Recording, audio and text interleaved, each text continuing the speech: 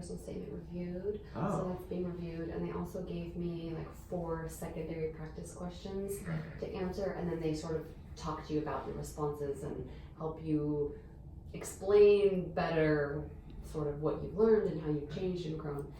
So that's, I'm close. I'm hoping that by the second week in August, I'll click submit. So you haven't sent the application? I have not sent it. Okay. So everything's due, I think, in August, right?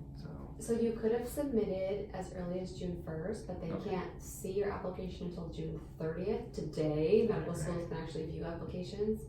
And then... How many schools are you applying to?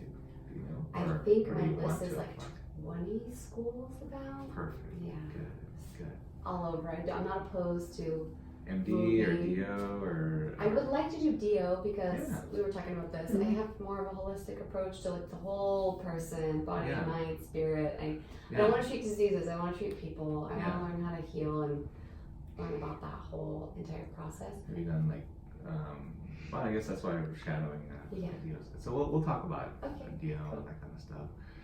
So definitely, you know, obviously as a DO, I would definitely recommend to add that to your schools of application, because then you're kind of opening up yourself to more options, more choices.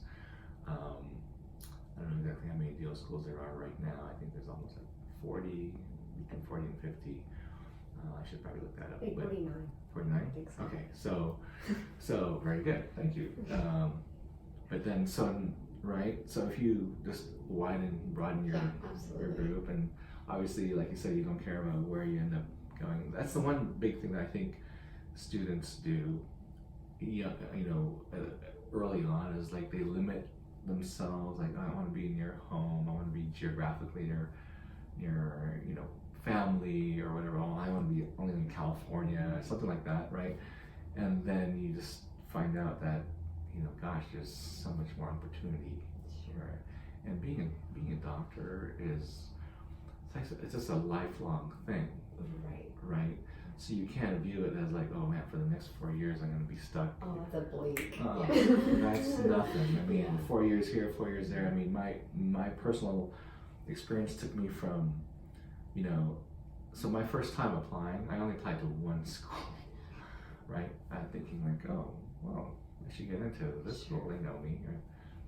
Didn't get in. So the second time I broadened it and really expanded like the number of schools.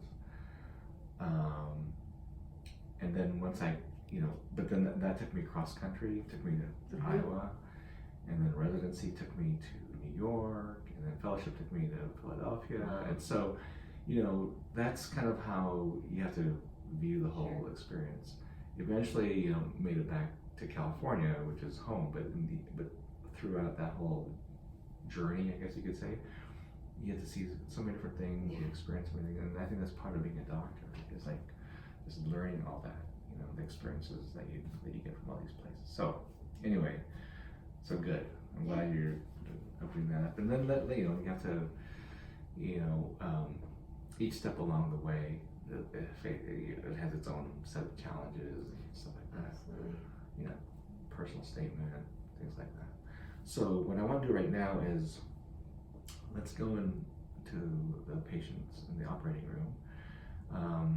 So our patients, we inform them that I have students that come, and so they're so nice and kind enough to allow students. Because I always tell them, like, I was you once, and someone took me under their wing and showed me and taught me and that sort of thing. So they totally get that, and so they're nice enough to let us do that. So we'll go in there.